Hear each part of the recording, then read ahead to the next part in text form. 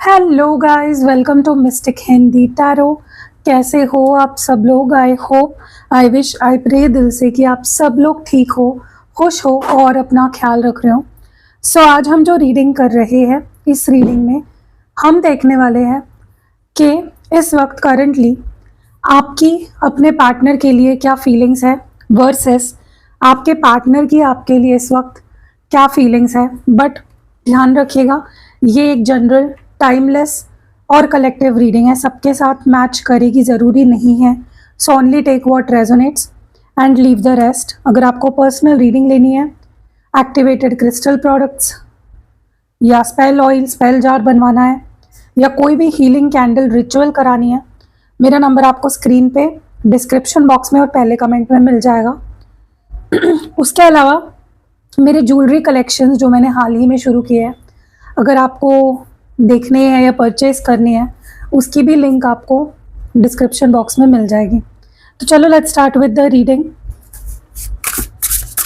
देखते हैं आप क्या फील कर रहे हो, आपकी इस वक्त क्या फीलिंग्स है, आप क्या महसूस कर रहे हो अपने पार्टनर के लिए, आपकी क्या फीलिंग्स है, व्हाट आर यू फीलिंग, आपकी क्या फीलिंग्स है इस वक्त। डिवाइन प्लीज क्लियर मैसेज दे और बताएं। ओके, सबसे पहला कार्ड यहाँ पे है 4 of wands, queen of swords, S of pentacles, 4 of swords. Okay, and bottom of the deck में है द व्हील ऑफ फॉर्च्यून। चलिए आपके पर्सन की फीलिंग्स देखते हैं। आपके पर्सन इस वक्त क्या महसूस कर रहे हैं, आपके पर्सन क्या महसूस कर रहे हैं इस वक्त आपके लिए। डिवाइन प्लीज़ क्लियर मैसेज दें और बताएं हमारे व्यूअर के मन में जो है उनकी फीलिंग्स क्या है। 7 of swords, page of wands, 7 of cups, 4 of pentacles and bottom of the deck में है 5 ऑफ पेंटिकल्स। ओके, तो चलो इन कार्ड्स को क्लैरिफाई करते हैं। Let's clarify these cards. So मैं जो मेरे हैंड रिटन कार्ड्स हैं उन्हें यूज़ करूँगी इन कार्ड्स को क्लैरिफाई करने के लिए। आपकी एनर्जी में 4 ऑफ वॉन्ड्स क्यों है? Why is 4 of wands here? आपकी एनर्जी में क्यों है 4 of wands? Okay, let's see आपकी एनर्जी में 4 ऑफ वॉन्ड्स क्यों है। सबसे पहले यहाँ पे है distance is only making our bond strong and bottom of the deck में will meet you at the other end soon. देखो, एक चीज़ तो है कि भले ही आप इस पर्सन के साथ हो, नहीं हो, दूर हो, पास हो, बात हो रही है, नहीं हो रही है, आपके तरफ से ये रिश्ता अभी भी टूटा नहीं है, आपके तरफ से ये रिश्ता अभी भी ख़त्म नहीं हुआ है। You still love this person. और क्या होता है ना कि अगर ये पर्सन आपसे दूर भी हो जाते हैं, अगर आप दोनों के बीच में नो कांटेक्ट हो भी जाता है ना, आपकी फीलिंग्स कम नहीं होती है, आपका प्यार कम नहीं होता है, उल्टा आपका प्यार बढ़ता जाता है और स्ट्रांग होता जाता है। ओके, मुझे लगता है कि आप अपनी लाइफ ना इस पर्सन के बिना जीना सोच भी नहीं सकते, इमेजिन भी नहीं कर सकते आप। Okay, that is how strong your feelings are. और यही है ना कि वक्त के साथ आपकी फीलिंग्स या डिस्टेंस अगर आ भी गया आप दोनों के बीच में, अभी भी अगर आप दोनों दूर हो, नो कांटेक्ट में हो या बहुत कम बात होती है या जो भी है, ब्रेकअप हो चुका है, फिर भी वक्त दूरियां होने के बावजूद भी ना आपकी फीलिंग्स कम नहीं हो रही है, उल्टी और स्ट्रांग हो रही है। तो आपका प्यार ना डिस्पाइट ऑफ द सिचुएशन बढ़ रहा है और बढ़ता जाता है। ओके, क्योंकि आप दिल से प्यार करते हो, सच्ची दिल से प्यार करते हो, आपकी फीलिंग्स में खोट नहीं है और आपकी तो इंटेंशन एक ही है कि मुझे इस पर्सन के साथ पूरी लाइफ बितानी है।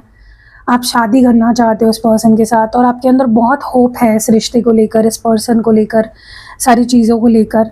ओके, सो हाँ, आपको थोड़ी इनसिक्योरिटी होती है जब भी आपके मन में ऐसे ख्याल आते हैं कि अगर इस पर्सन की लाइफ में कोई और आ गया तो, अगर ये पर्सन किसी और के साथ आगे बढ़ गया तो। लेकिन the love is not decreasing, it is increasing. वक्त के साथ वो फीलिंग्स, वो प्यार बढ़ता ही जा रहा है। Why is queen of swords here? क्यों है क्वीन ऑफ स्वर्ड्स यहाँ पे? When left alone, I understood your value finally, and bottom of the deck में है we should only focus on our future for now. देखो, may be एक time था जहाँ पे आप दोनों बहुत प्रैक्टिकल हो गए थे। वो अपने करियर पे फोकस करना चाहते थे, या आप अपने करियर पे फोकस करना चाहते थे, या आप इनको इग्नोर करने लग गए, आपने इनको अपने से दूर कर दिया, या आप कहीं ना डिस्ट्रैक्ट हो गए। आपका मन करने लगा कि नहीं भाई, मुझे चाहिए ही नहीं रिश्ता, मुझे काम पे ध्यान देना है, मुझे अपने करियर पे ध्यान देना है, ये पर्सन बहुत सेल्फिश है, मुझे भी सेल्फिश बनना है। तो आप कहीं ना कहीं क्या हुआ ना, आप डिस्ट्रैक्ट हो गए थे पास्ट में, लेकिन मे बी आपने थोड़ा रूड बिहेव किया, या आपने थोड़ा सा ट्राई किया कंट्रोल करने का अपनी फीलिंग्स को, लेकिन वो हो ही नहीं पाया, क्योंकि आपकी फीलिंग्स, जैसे मैंने बोला, कि बहुत जेन्युइन है, बहुत सच्ची है और बहुत स्ट्रांग है। ओके, तो भले ही आप इनसे बात ना करके भी ना, कोई फ़र्क नहीं पड़ता, प्यार तो बढ़ता ही जाता है, और प्यार कम नहीं होता, प्यार कम होने का नाम नहीं लेता इस पर्सन के साथ। और अब ना कहीं आपको इस पर्सन की वैल्यू समझ आ चुकी है। ओके, और ऐसा भी हो सकता है कि इस पर्सन को आपकी वैल्यू नहीं पता थी, इसलिए आपने इनसे बहुत रूड बिहेव किया, या आपने इनको स्ट्रिक्टली दूर कर दिया अपने से, या बाउंड्रीज क्रिएट कर लिया आपने, सिर्फ और सिर्फ इसलिए कि इस पर्सन को मेरी वैल्यू समझे। ओके, क्योंकि ये पर्सन जिस तरह से आपको अवॉइड करते थे, आपके साथ ऑन एंड ऑफ करते थे, कभी आ गए, कभी चले गए, कभी बात कर ली, कभी बात नहीं करी, कभी इग्नोर कर दिया, ये चीज़ आपसे सही ही नहीं जा रही थी। It was too much for you, ठीक है। इसलिए आपने बहुत स्ट्रांग होकर, कंट्रोल करके अपने आप को, आपने डिसीजन लिया कि भाई अब तुझे अगर मैं चाहिए हो ना, तो मेरे लिए लड़, प्रूव कर दैट यू वांट मी, ठीक है। तो आप थोड़ा स्ट्रिक्ट हो गए, लेकिन इस रिश्ते की भलाई के लिए। एस ऑफ पेंटिकल्स की एनर्जी क्यों है? आप चाहते हो कि इस पर्सन को मेरी वैल्यू समझे, ये मुझे इग्नोर ना करे, ये मुझे फॉर ग्रांटेड ना ले, ठीक है। एस ऑफ पेंटिकल्स क्यों है? और उसका असर हुआ है, उसका असर डेफिनेटली हुआ है। Okay, I want you to make me your first priority, and bottom of the deck में I expected more from you, maybe I was wrong. देखो, आपने इस पर्सन से सिर्फ और सिर्फ प्यार चाहा, वक्त चाहा, अटेंशन चाहिए, या आप बस यही चाहते थे कि ये पर्सन मुझे अपनी नंबर 1 प्रायोरिटी बनाए। और आपको कहीं ना कहीं इस पर्सन ने ना बेयर मिनिमम भी नहीं दिया, कम से कम भी नहीं मिला आपको। ओके, सो आपकी एक्सपेक्टेशंस मुझे नहीं लगता बहुत ज़्यादा थी, लेकिन ये पर्सन आपकी एक्सपेक्टेशंस पूरी नहीं कर पाए। आप चाहते थे ये पर्सन मुझे लेकर सीरियस हो जाए, मुझे कमिटमेंट दे, मुझे अपनी नंबर 1 प्रायोरिटी बनाए, या शादी करे मुझसे, मेरे साथ फैमिली बनाए, मुझे अपने फ्यूचर में ले जाए, लेकिन ये पर्सन, आज तक इस पर्सन ने उसमें से कुछ भी नहीं किया। सो कहीं ना कहीं आपके अंदर ही ये सवाल उठने लग गया है कि क्या मैंने तुमसे ज़्यादा एक्सपेक्ट किया, क्या मुझे इतना एक्सपेक्ट नहीं करना चाहिए था तुमसे। तो कहीं ना कहीं अभी भी ये सवाल है आपके मन में, और अभी भी आप एक्सपेक्ट करते हो कि पर्सन आपको अपनी प्रायोरिटी, नंबर 1 प्रायोरिटी बनाए। 4 ऑफ स्वॉर्ड्स की एनर्जी क्यों है? Protective and jealous about you, cause I love you. Okay, and bottom of the deck है कैनॉट बेयर यू अवॉइडिंग और इग्नोरिंग मी एट ऑल। देखो, क्या है ना कि आप इस पर्सन को लेकर बहुत प्रोटेक्टिव हो। हाँ, आप जेलस हो जाते हो, प्रोटेक्टिव हो जाते हो, क्योंकि आप प्यार करते हो, ठीक है। आप चाहते हो ये पर्सन आपको अपनी नंबर 1 प्रायोरिटी बनाए, क्योंकि आप प्यार करते हो। अगर प्यार नहीं होता तो आपको फ़र्क ही नहीं पड़ता, राइट। मुझे ऐसा लगता है ना कि इस पर्सन के छोटे छोटे एक्शंस भी होते हैं ना, वो आपको बहुत अफेक्ट कर रहे हैं। चाहे फिर आपको इग्नोर करने की बात हो, आपके कॉल्स मैसेजेस का लेट रिप्लाई देना हो, कॉल कर रहे हो उठा नहीं रहे हैं, कॉल बैक भी नहीं आ रहा है, या कॉल ही नहीं आ रहा है, मैसेजेस ही नहीं आ रहे हैं, रिप्लाई नहीं आ रहा है, मिलने की बात नहीं हो रही है, कुछ भी अगर एफर्ट्स डाले ही नहीं जा रहे हैं सामने से, तो ये भले आपके पर्सन के लिए छोटी चीज़ हो, लेकिन आपके लिए बहुत बड़ी चीज़ है, और ये आपको मेंटली बहुत अफेक्ट कर रही है कि क्यों तुम मुझे परेशान कर रहे हो, just because I love you, just because I am serious about you. क्या ये रीज़न है तुम मुझे परेशान करे जा रहे हो? क्या ये रीज़न है तुम मेरी मेंटल हेल्थ के साथ खेल रहे हो? क्योंकि आपको बहुत फ़र्क पड़ता है, बहुत ज़्यादा। आप कुछ भी सह सकते हो, लेकिन इस पर्सन की इग्नोरेंस नहीं सह सकते। Why is wheel of fortune here? आपकी एनर्जी में व्हील ऑफ फॉर्च्यून क्यों है?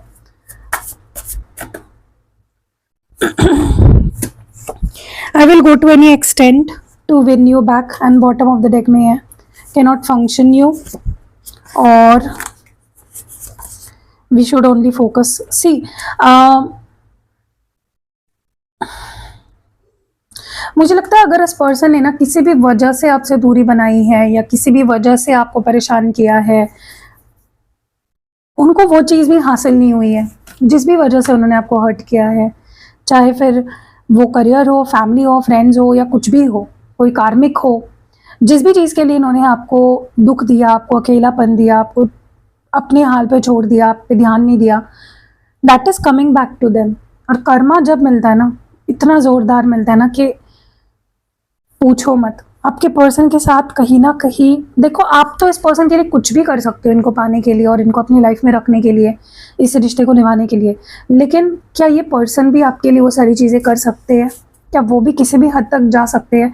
चलो आपकी बात तो ठीक है कि आप इनके बिना नहीं जी सकते, आप पूरी तरह से इमोशनली डिपेंडेंट हो इस पर्सन पे, आप ठीक है, आप अपने करियर पे भी फोकस करना चाहते हो, बाकी चीज़ों पे, अपनी लाइफ पे फोकस करना चाहते हो, लेकिन this person is your number 1 priority. ये आपके लिए बहुत मैटर करता है ये इंसान। तो क्या ये जितनी वैल्यू आपके ज़िंदगी में इस पर्सन की है, यू वांट टू नो कि क्या उतनी ही वैल्यू इस पर्सन की मेरे लिए है उसके लाइफ में?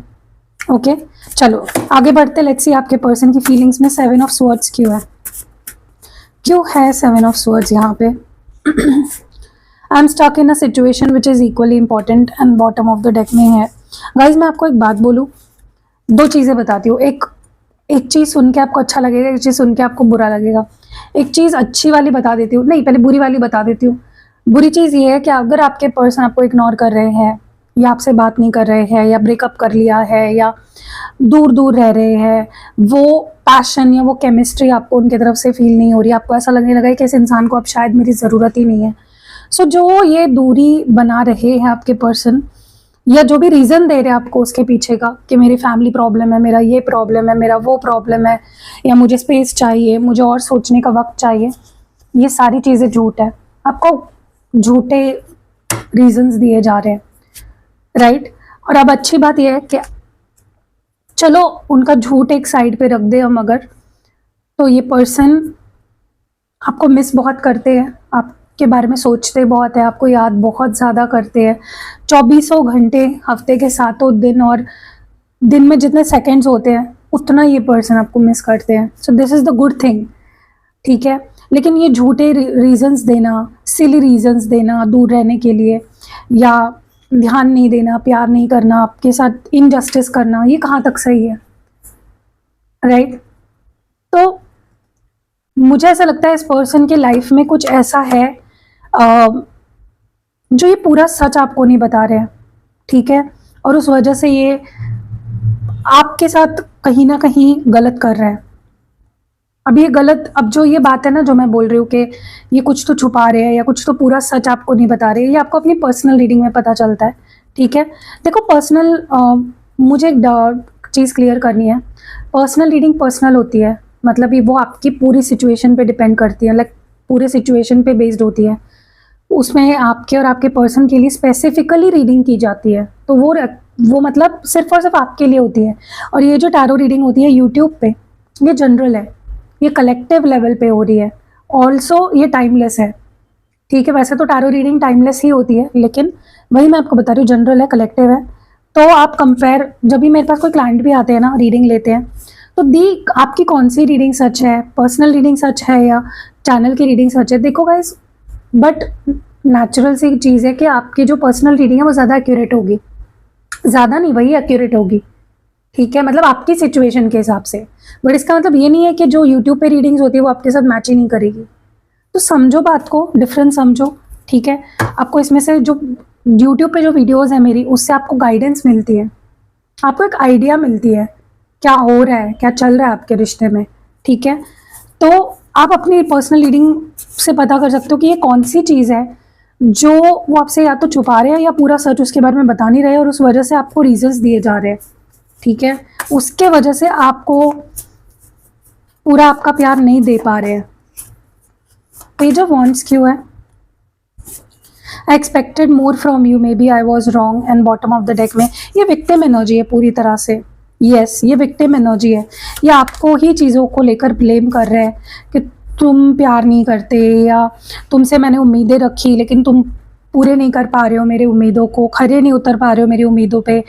मतलब जैसे आप बोल रहे हो ना उनको कि मैंने तुमसे जो एक्सपेक्टेशंस रखी, क्या मैं गलत थी या क्या मैं गलत था, क्या मुझे तुमसे ये उम्मीदें नहीं रखनी चाहिए थी, क्या मैंने ज़्यादा उम्मीदें रख दी तुमसे। वैसे अब ना आपके पर्सन ब्लेम गेम खेल रहे हैं आपके साथ। वो आपको ब्लेम कर रहे हैं कि जो भी हुआ तुम्हारी वजह से हुआ, तुम ऐसा कर रहे थे, तुम शक कर रहे थे इसलिए मैंने बात करनी बंद कर दी, तुम किसी और से बात कर रहे थे इसलिए मैंने तुम्हें छोड़ दिया। ठीक है, तो वो अपनी गलतियों को, अपनी चीज़ों को का क्रेडिट नहीं ले रहे हैं, अपनी चीज़ों के लिए अकाउंटेबल नहीं हो रहे हैं।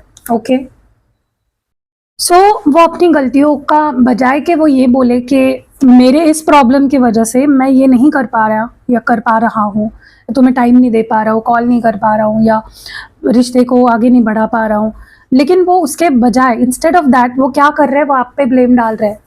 तो ये इजी वे ही हुआ ना बचने के लिए अपनी गलतियों से। 7 ऑफ कप्स की एनर्जी क्यों है? Why is 7 of cups your? I don't care what anyone else thinks about us, और बॉटम ऑफ द डेक में है don't you dare doubt my feeling. देखो यही है ना कि ब्लेम करना है, इग्नोर करना है, टाइम नहीं देना है या अटेंशन नहीं देनी है, बात नहीं करनी है, नो कांटेक्ट या लो कांटेक्ट रखना है, ब्लेम भी आपके ऊपर डालना है, रीजंस भी कुछ अलग है, कुछ और बताने हैं, और फिर आपको कंफ्यूज करना है कि देखो, मतलब आप अगर उनको बोलते हो ना कि तुम्हें तो फर्क पड़ता है लोगों से ना, लोग क्या सोचेंगे, या तुम्हारी फैमिली क्या कहेगी, तुम्हारे फ्रेंड्स क्या कहेंगे, तुम्हारी ये क्या बोलेगी और वो क्या बोलेगी, और तो वो क्या करते हैं पता है, वो ब्लेम इसका भी आपके ऊपर डालते हैं कि मुझे नहीं फर्क पड़ता, तुम ऐसा करते हो ना इसीलिए मैं ऐसी करती हूँ, तुम्हारा ये है ना इसलिए मेरा ऐसा। तो हर चीज़ का ब्लेम घूम फिर के आपके ऊपर ही आ रहा है, और ये भले ही आपको ऐसा बता रहे हैं कि मुझे फर्क नहीं पड़ता लोगों से, दुनिया से, लेकिन इनको फर्क पड़ता है। दे आर जस्ट, ये बस आपको कंफ्यूज कर रहे हैं, ये बस मतलब ये आपको गैसलाइट कर रहे हैं। अगर मैं थोड़ा सा आपको क्लियर टर्म्स में बताऊँ तो मतलब जो ये कर रहे हैं वही रियलिटी है, लेकिन हर चीज़ का ब्लेम आपके ऊपर डाला जा रहा है कि नहीं मेरी फीलिंग्स पे डाउट मत करो, मेरे प्यार पे डाउट मत करो, I love you, I care about you, मुझे फ़र्क नहीं पड़ता लोग क्या कहते हैं, लेकिन इनको फ़र्क पड़ता है। ठीक है, सो थोड़ा सा इस पर्सन को ना अपनी इंटेंशंस को थोड़ा सा क्लियर कर लेना चाहिए। 4 ऑफ पेंटिकल्स क्यों है? क्यों है 4 of pentacles? Okay, you want ever escape me, I won't let you go. देखो मतलब आपको जाने भी नहीं देना है, आपको पकड़ के रखना है, सीने से लगा के रखना है, आपको किसी और का होने भी नहीं देना है। ठीक है, और फिर आपके ऊपर ध्यान भी नहीं देना है, आपको प्यार भी नहीं देना है, आपके साथ ऑन एंड ऑफ करना है। इस पर्सन को ऐसा लगता है कि आप किसी और के साथ मूव ऑन हो गए हो, इस पर्सन को ऐसा लग रहा है, ये इनका शक है, ये इनका डाउट है, या मे बी इनको सच में ऐसा लगता है कि आप मूव ऑन हो गए हो किसी और के साथ, और बट ये आपको किसी और के पास जाने नहीं देना चाहते, ये आपको लेट गो नहीं करना चाहते, ये आपको किसी और का होते हुए नहीं देखना मतलब लिटरली पता है इस पर्सन की जो मैनिपुलेशन है, ये पूरी तरह से मैनिपुलेट कर रहा है आपको, कंट्रोल भी करके रखना चाहते हैं, और जो आप एक्सपेक्ट कर रहे हो वो देना भी नहीं चाहते आपको। तो ये नार्सिसिस्ट क्वालिटीज ही हुई ना। 5 ऑफ पेंटिकल्स क्यों है? Calling you right now, will you forgive me babe, and bottom of the deck है you don't even know how important you are for me. देखो वही है ना कि आप इनके लिए इम्पोर्टेंट हो ऐसा बोल रहे हैं, लेकिन ये माफ़ी भी मांगते हैं। ऐसा भी हो सकता है इस पर्सन ने इसके पहले बहुत बार आपसे माफ़ी मांगी हो अपनी गलतियों के लिए, लेकिन गलती करके माफ़ी मांगना चलो बड़ी बात है, अच्छी बात है, लेकिन गलतियों के बाद सेम गलती माफ़ी मांग के रिपीट करना कहाँ तक सही है? आपके पर्सन आपको मतलब इनका कैसे हो गया है ना कि तुम्हें खोना भी नहीं है, तुम्हें जाने भी नहीं देना है, तुम्हें किसी का होने भी नहीं देना है, फिर जब लगे कि सामने वाली मुझे छोड़ के जा रही है या जा रहा है, फिर उसके पास जाना है, सॉरी बोलना है, माफ़ी मांगनी है, और फिर वही गलती सेम रिपीट करनी है, फिर आपको ब्लेम करना है चीज़ों के लिए। मतलब मुझे लगता है आप जिस पर्सन के साथ हो ना अभी, जो ये रीडिंग देख रहे हो, आप जिस पर्सन के साथ हो थोड़ा सा एग्जामाइन करो, एनालाइज करो कि क्या ये सही रिश्ता है आपके लिए, क्या ये पर्सन आपके लिए सही है लॉन्ग टर्म में। ये मैनिपुलेशन, ये कंट्रोल टैक्टिक्स क्या आप झेल पाओगे? ये सोचो आप, सोचने जैसी बात है, ठीक है। चलिए देखते हैं इस पर्सन के आपके लिए क्या मैसेजेस है, क्या कहना चाहते हैं आपसे। इस पर्सन के आपके लिए क्या मैसेजेस है, what do they want to say to you, क्या कहना चाहते हैं।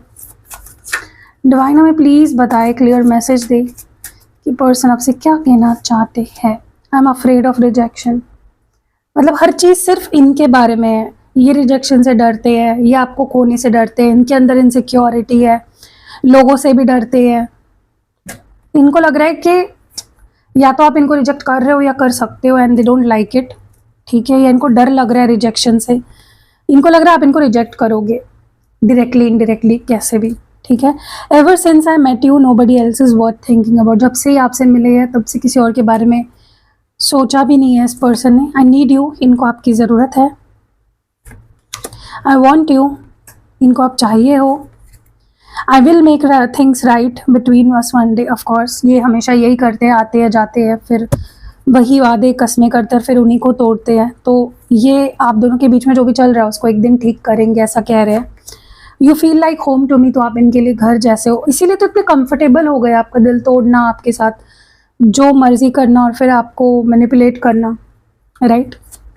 You why can't you tell how you feel, because how, मतलब ये खुद कन्फ्यूज्ड है, ये खुद श्योर नहीं है चीज़ों को लेकर, और ये आपको बोल रहा है कि तुम कन्फ्यूज्ड हो। I am currently working on becoming the best version of my self, ये पर्सन अपने आप को सुधारना चाहते हैं, ये अपने आप का बेस्ट वर्जन बनना चाहते हैं। और the last card is the grass wasn't greener on the other side, तो अगर इनके लाइफ में कोई ऑप्शन था या इन्होंने ट्राई किया एक्सप्लोर करना कोई ऑप्शन, तो वो it didn't go out that way, मतलब जैसा प्लान किया था, जैसा सोचा था, वैसा कुछ भी वहाँ पे उन्हें नहीं मिला है, ठीक है।